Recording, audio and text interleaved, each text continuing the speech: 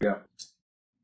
Hey, math analysis, this is Dave, and this is just a video to go over how to find the least squares regression line on the calculator in case you want to use that, use your calculator to do that. You remember, you can use any technology. We don't care about how you find the least squares regression line. We just care about your interpretation needs to be your own, but use technology as much as you want to find the equation of the line of best fit. I'm actually in the middle of F block here, so if you hear some noise, this is F block. Say hi, F block. Hi. Okay, so they're here, and so we're just kind of doing double duty here.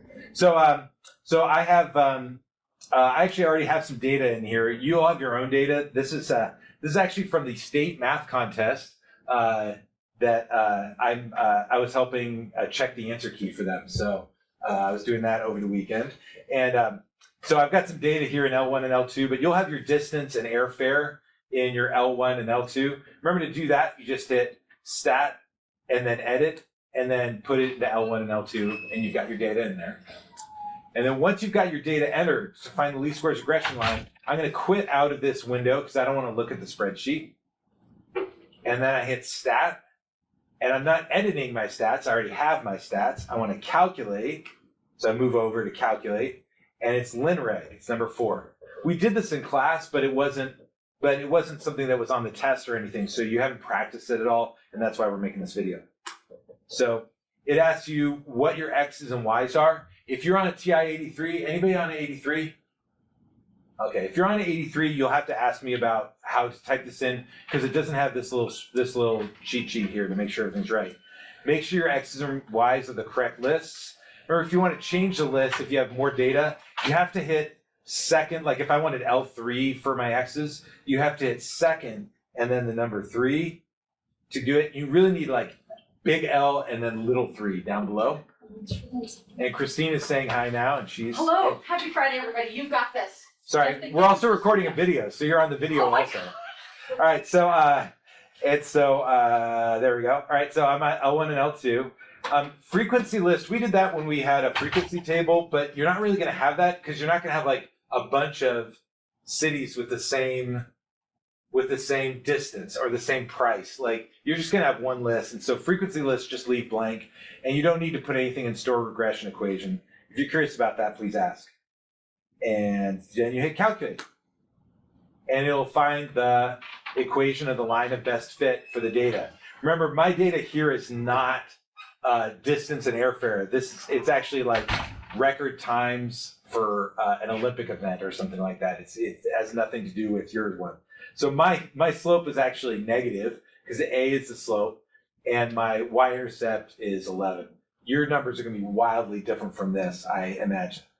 And so there's the line of the equation of the line of best fit. It's y equals negative 0.01. I'd probably throw an extra decimal point in, 0.013 x plus 11.088 or something like that. And that's the equation. If you don't see your r squared and you need your r squared and r, you need that information because that's how you tell how good the fit is. Does anyone here in block F remember how to interpret the correlation? I've got a correlation of negative 0.91. They don't remember what that means and what that tells me. Are you raising your hand or no? No, he's not.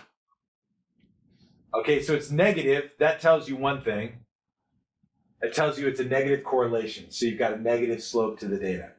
Right? Like in general, the line of best fit has a negative slope. And so in general, the slope is going down. The other thing is it's pretty close to -1. And remember, for -1 and +1, that's a really strong correlation, a really strong association, really close to a line. The closer you are to 0, then the further from a line you are. And so this would tell me, oh, I've got a negative slope and it's pretty close to a line. You know, there's some variability. It's not perfect, but it's pretty good. Just to show you that it works, I'm just going to stat plot it here and turn on the plot and make a scatter plot. There's my data. Whoop. And it was y equals, let me erase these. And do I have enough time? Yeah, I've got enough time. I've only got 5 minutes. This is easy. And it was y equals negative 0.012. Is that right? negative 0.013, and then 11.0888. 11.0888. I can remember that. 3x plus 11.088. And then graph. And now you can see my line is a pretty darn good fit for this data. It looks a little low because these points are higher, but maybe when I rounded, it kind of dropped down a little bit. And maybe if I did a better job of rounding, it would be more in the middle. And you can see it's passing through the data, and it's generally pretty linear, but there's some variability, especially this point right here is a bit of an outlier because the rest of them are really close. Does that, for the people, for F block, does that remind you of how to find the line of best fit on the calculator? That was the intention. Yeah. So just to repeat the steps, you do stat edit, put your data into L1 and L2, you quit out of that, and then you hit stat calc linreg, and that'll find the line of best fit. There you go. And then I guess I'll throw one last little thing. If your R squared or R isn't on there, you just have to go into mode and turn on stat diagnostics. It might be on the second page if you've got an old 84. You might have to go down a page to get to this. But stat diagnostics, you have to make sure you turn on. If you're using a TI-83, let me know, and I can show you how to turn the stat diagnostics on because it's different. Okay, I think that's it. So there's your video, and have a lovely day.